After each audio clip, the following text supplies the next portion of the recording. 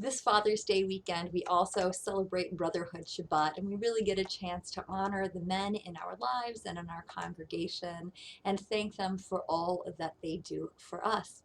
This weekend as well, especially in the African American community, is a marker. It is Juneteenth. While the Emancipation Proclamation legally began January 1st, 1863, it took another 2 years before it was fully enforced. The state of Texas held out until June 19th, 1865. And so it is that date, that June 19th date, that really has become a marker within the African American community of freedom.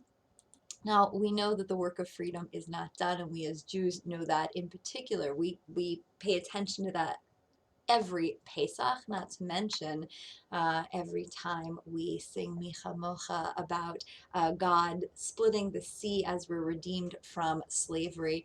And there are Jews of color, and there are also the fact that we as Jews have a responsibility to look out for other citizens in our country and to recognize the importance of this date and the importance of the lives of African Americans in our country.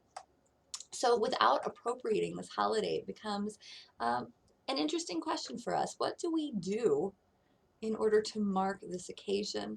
And there has been around different Jewish organizations, a Kaddish for Black Lives that has um, been shared, has emerged. And I will tell you that the first time I read it, I was very, very uncomfortable with it. And then I thought about it and said, well, yeah, I'm supposed to be uncomfortable with it.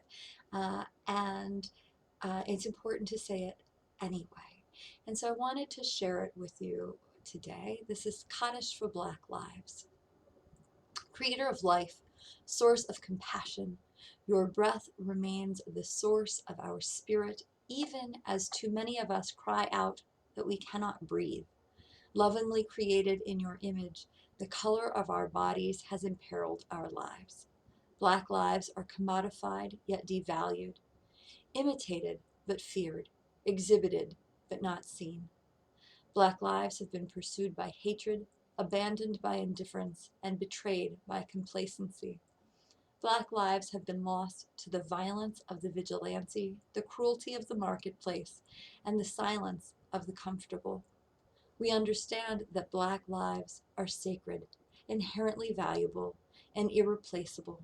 We know that to oppress the body of the human is to break the heart of the divine. We yearn for the day when the bent will stand straight. We pray that our country, the hearts of our country will soften to the pain endured for centuries.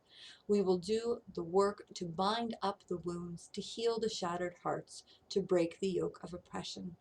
As the beauty of the heavens is revealed to us each day, may each day reveal to us the beauty of our common humanity. Amen.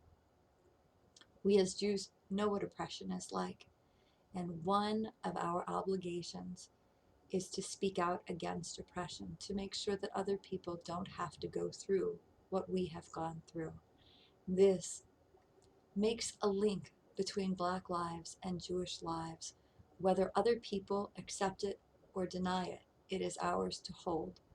And so on this Shabbat weekend, I invite you to honor the lives of those who are close to us, our brothers, our friends who we treat like brothers, our fathers, our community members who act as fathers, as well as all of those who have fought for their freedom, have needed us to speak up for them, and continue to need us as allies, and our own obligation to speak up for what is just and what is right.